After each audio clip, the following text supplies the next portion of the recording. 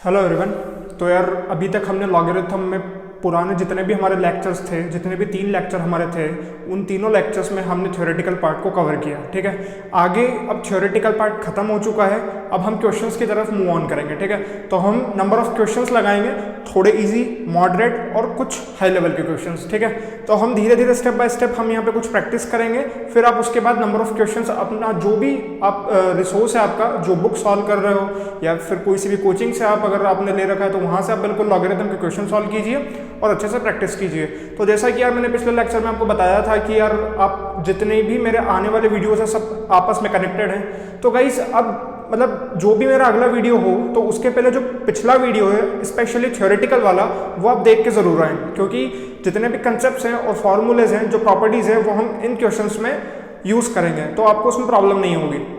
Hope so आपने अच्छे से उनको रिकॉल किया होगा और आपको वो याद होंगे।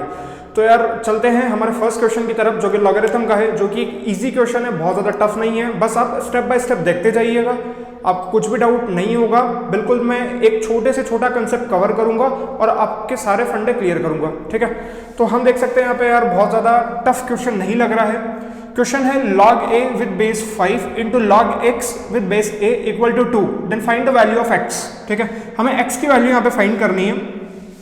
तो सिंपली अगर मैं यहाँ पे सॉल्यूशन की बात करूँ कि इसका सॉल्यूशन क्या होगा, एक और बात, अब जैसे मैंने ये क्वेश्चन बोर्ड पे लिखा है, ठीक है, आप खुद से इस क्वेश्चन को एक बार वीडियो पॉज करके ट्राई कीजिएगा।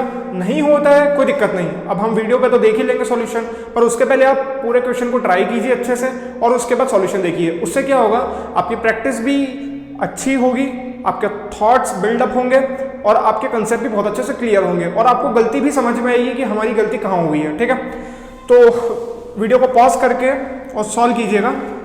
होप सो आपने करा होगा। तो अब देखते हैं हम, जैसे कि यहाँ पे बेसिकली मैंने प्रॉपर्टी में आपको बताया था, अगर ये वाला फॉर्म मेरे पास दिख रहा हो, मुझे x की वैल्यू फाइंड करनी है, क्या दिमाग में आता है भाई, क्या करना चाहिए? सिंपली हमें दिख रहा है यहाँ पे भी a है और यहाँ पे भी a है, दोनों a को हम कैंसिल कर सकते हैं। ठीक है, तो हम इसको कैसा लिख सकते हैं, ये वाला फॉर्म जो है हम इसको सिंपली कैसे लिख सकते हैं, log a by log 5 into, इसको मैं सिंपली डॉट से रिप्रेजेंट कर रहा हूं इनटू को, क्योंकि x में आप थोड़ा कंफ्यूज हो जाएंगे।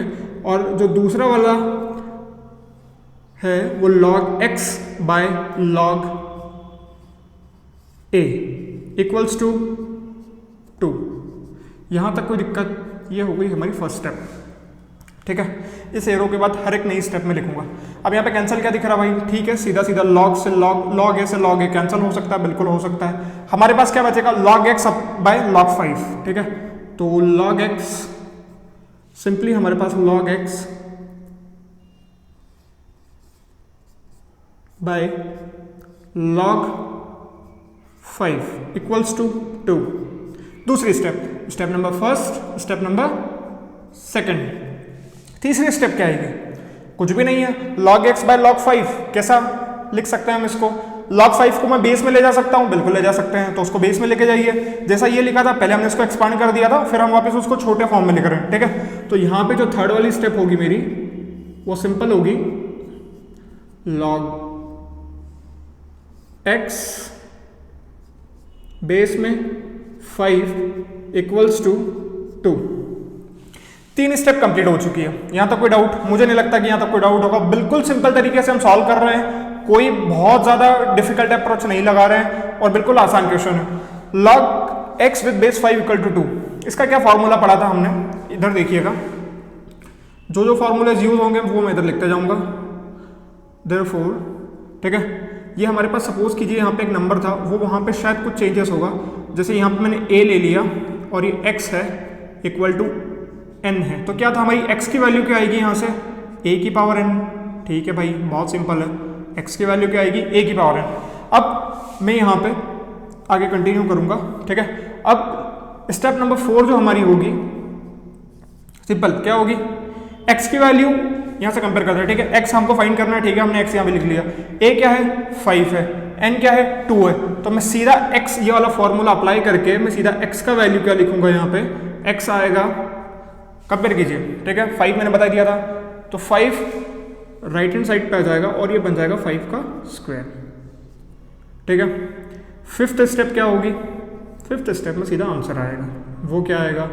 25। बिल्कुल सही है भाई। ठीक है, x = 25 हमारा आंसर है। क्रॉस चेक करते हैं भाई सही में ये इक्वेशन सेटिस्फाई हो रही है या नहीं हो रही है, कि बस हमने x = 25 ऐसे निकाल लिया तो हमारा आ गया, कोई दिक्कत नहीं। क्रॉस चेक करते हैं। ये वाली इक्वेशन मैंने एक्सपांड करके लिखी थी, ठीक है, log a से log a, अगर मैं यहाँ पे x = 25 भी लिखूंगा तो वो कैंसिल हो जाएगा, और मैं डायरेक्टली आपको यहाँ पे लिख के बता रहा हूँ वो इक्वेशन सेटिस्फाई कैसे होगी। तो मैं ये वाली इक्वेशन पे डायरेक्ट आता हूँ। इसको मैंने जैसे ही यहाँ पे लिखूंगा ये सेम एज इट इज आएगा 25। तो log x की वैल्यू पे x की जगह हम रखेंगे बेस 5 और ये 25। अब इधर देखिएगा, ठीक है, ये साइड से log बेस 5, 25 को क्या लिख सकते हैं? 25 = 5 का स्क्वायर।